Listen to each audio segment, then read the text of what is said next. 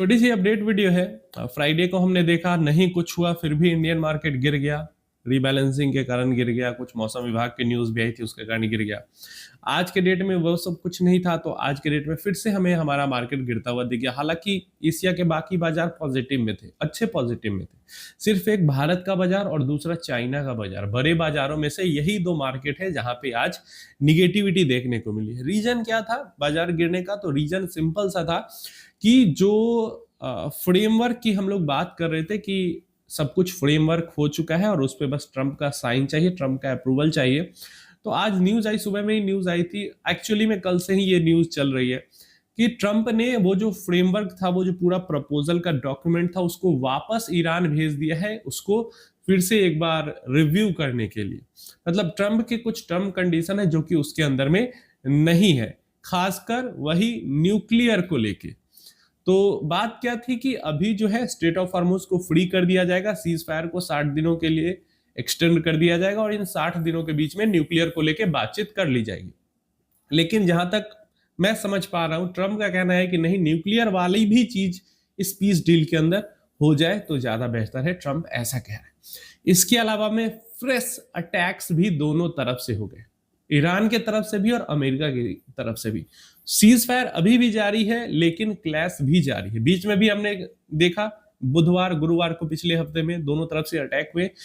आज के डेट में भी दोनों तरफ से हमें अटैक देखने को मिल गए हैं। इस कारण से वो जो उल्टा सिनारियो चलता है, क्रूड ऑयल के अंदर 3-4% का जंप आ गया आज के दिन में। जो 90 के बिलो चला गया था क्रूड ऑयल का प्राइस, वापस 92-93 तक पहुंच गया एंड जो हमारा इक्विटी मार्केट है वो गिर गया है। तो आज के दिन में जो ये गिरावट हुई है उसका पूरा पूरा जो श्रेय है, जो पूरा पूरा श्रेय है वो डोनाल्ड ट्रंप, अमेरिका ईरान को की तरफ जा रहा है। आज इंटरनल, उस दिन भी एक्सटर्नल रीजन था लेकिन वो एक्सटर्नल रीजन कुछ और था। आज भी एक्सटर्नल रीजन है, आज का एक्सटर्नल रीजन कुछ और है। अगर नहीं होता ये सब कुछ तो आज हमारा मार्केट नहीं गिरता, पॉजिटिव में रहना चाहिए था। और मैंने कहा था पहले ही, मतलब आई थिंक फ्राइडे या सैटरडे को वीडियो बनाया, मैंने कहा था कि अब जो है ये जो वॉर वाला सिचुएशन है वो शांति की तरफ आ रहा है। अब तभी कुछ होगा जब बम गिरा दे जाके, और लो आज ही बम गिरा दिया, दोनों तरफ से बमबारी हो गई। और देखो अमेरिका का तो फायदा ही है, थोड़ा बहुत, मतलब बहुत ज्यादा फायदा तो नहीं है अमेरिका, लेकिन थोड़ा बहुत फायदा तो चल ही रहा है। डॉलर भी स्ट्रांग हो जाता है, इसके अलावा तेल तो वो लोग दबा के बेच ही रहे हैं महंगे दाम पे। अच्छा, एक अच्छी चीज आज हुई है कि ठीक है आरबीआई के इंटरवेंशन के बाद ही हो रही है, लेकिन रुपी का प्राइस हमारा बढ़ गया है।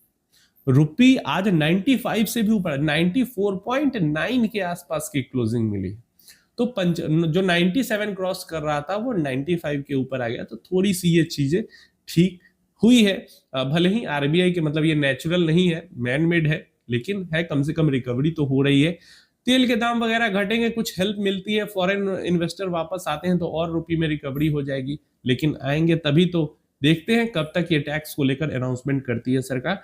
अभी के लिए तो यही रीजन है। उधर लड़ाई हो गई दोनों के बीच में फिर से, इस कारण से तेल के दाम बढ़ गए और इक्विटी गिर गई, चाइना और इंडिया की। बाकी जापान ओपान कोरिया उड़िया तो मतलब गजब ही चल रहे हैं।